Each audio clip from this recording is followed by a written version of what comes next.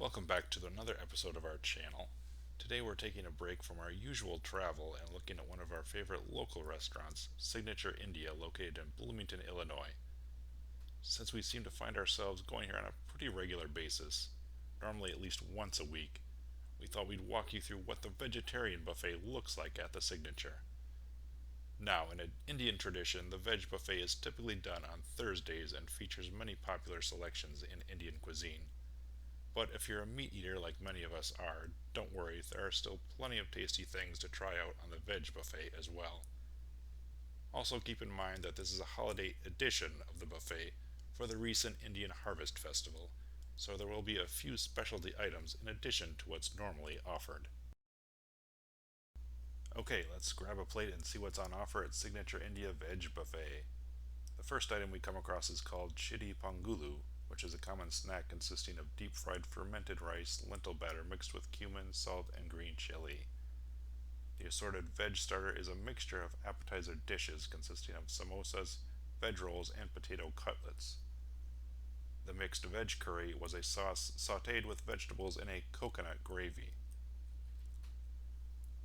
Dal is a popular lentil dish that includes spices such as mustard and cumin seeds, chilies, peanuts, crushed garlic, and sliced onions.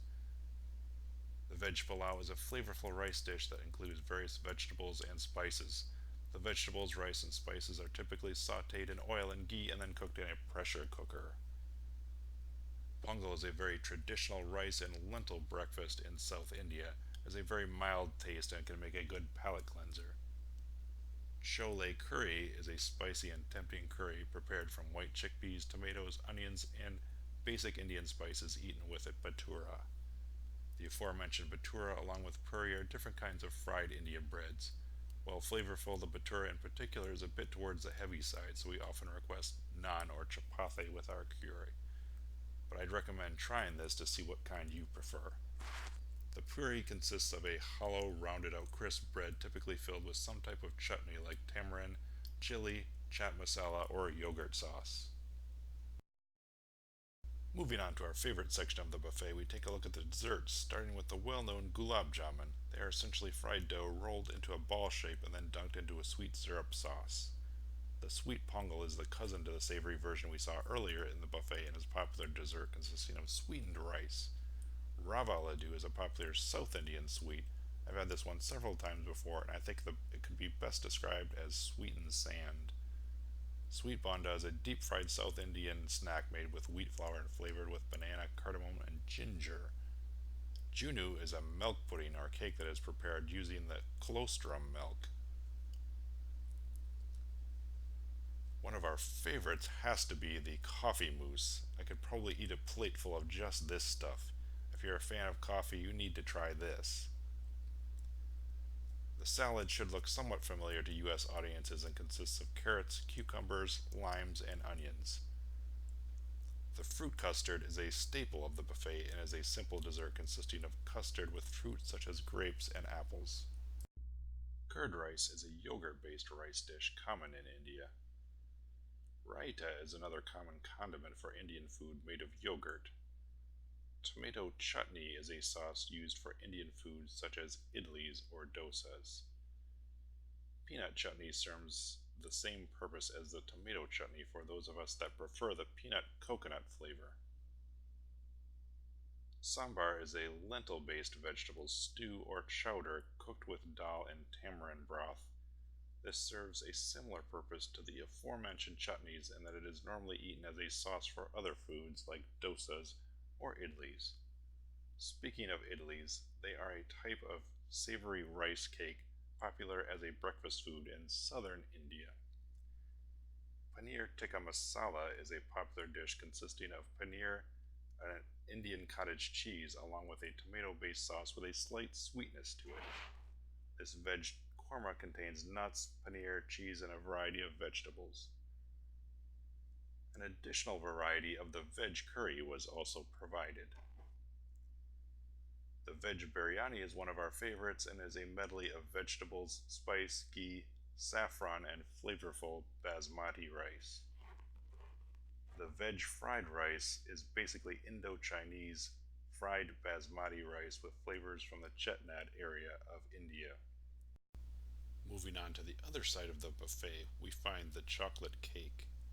It might look like a typical American chocolate cake, but the sweetness is really toned down, making it lighter than what you're typically used to. Definitely worth checking out. As this was a holiday buffet, it also included freshly prepared to order dosas.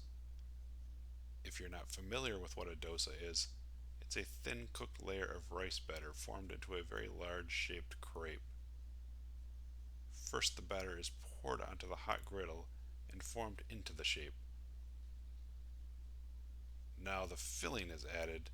This one happens to be a masala dosa, which is a potato based filling. Dosas come in a variety of flavors, including plain, masala, and cheese, among others. Once the filling is added, it has to be spread evenly onto the surface of the batter.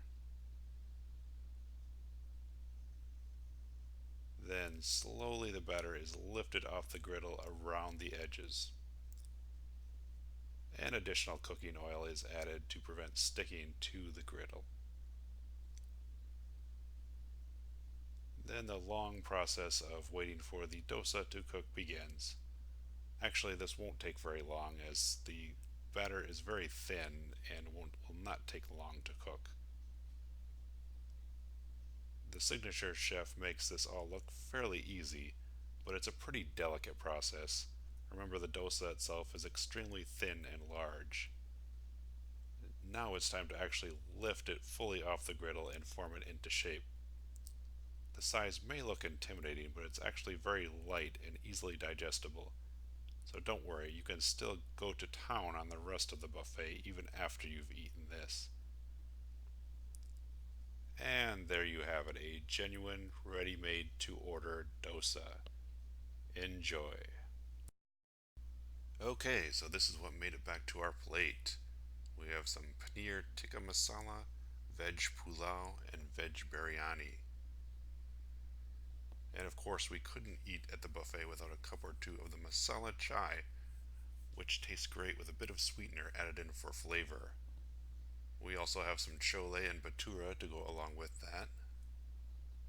And we rarely leave the buffet with at least one trip to the dessert area. In this case, there were a number of very good ones, including the coffee mousse, cake, sweet banda, and rava laddu. Here we have a completed version of the dosa you just saw them making, so you can see what I was saying about the size of the food. This is pretty typical of what you'll see if you order dosa a la carte. Again, it's pretty light, so you probably won't have any issues finishing it. I recommend eating it with the peanut chutney. So this is how we like to close out our meal at Signature, usually with 1, 2, 3, or maybe even 4 cups of the masala chai along with the various dessert selections. For us, I would say it's probably a tie between the chocolate mousse and the cake. Well, that about does it for this video. If you like this video, don't forget to hit the thumbs up and subscribe for more videos. Bye for now.